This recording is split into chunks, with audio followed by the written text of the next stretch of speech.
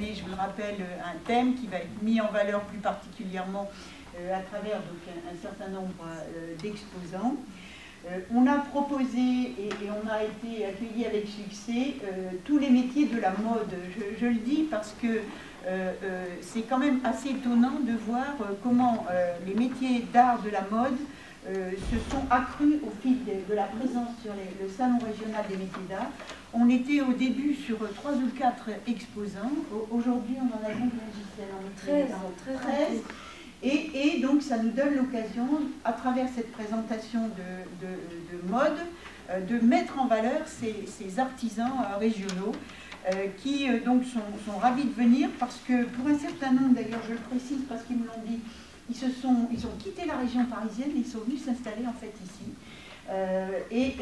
Leurs clients viennent très volontiers, vous savez, pendant qu'il y en a un qui chasse éventuellement, madame va chez la couturière se faire des créations de mode en province. C'est vrai que nous avons de plus en plus. Ah oui, et donc on a de plus en plus. Le deuxième élément aussi que je trouve significatif, c'est la présence de jeunes artisans d'art.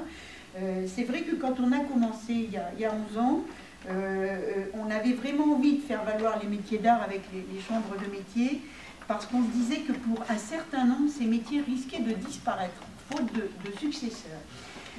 La présence des organismes de formation, que ce soit les centres de formation d'apprentis ou les lycées, qui ont un grand succès, parce qu'on ne sait pas toujours dans la région qu'il y a autant de formations au métier d'art sur notre territoire, j'allais dire ces formations un peu d'origine, de base, et ensuite il y a bien sûr l'accueil chez l'artisan d'art pour se perfectionner, parce qu'on ne devient pas artisan d'art en fait simplement parce qu'on a un bac pro ou même un BTS.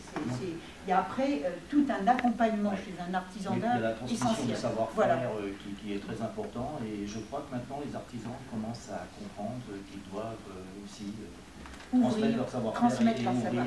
Voilà. Et donc on a beaucoup de jeunes maintenant qui sont présents sur le salon, qui exposent et qui font des créations tout à fait étonnantes. Voilà.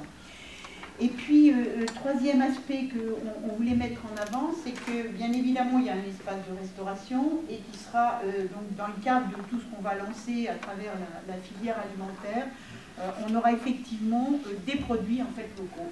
Voilà, qui vont être dans cet espace restauration, produits majoritairement locaux, qui seront à la dégustation de tous ceux qui veulent effectivement au cours de la visite, parce que finalement, comme on reste un petit moment, on fait une petite pause et on va manger des produits alimentaires de notre territoire. Et c'est bien de faire connaître nos produits de plus en plus. Il est vrai qu'on travaille sur ces produits alimentaires et la proximité est quand même très importante pour nous.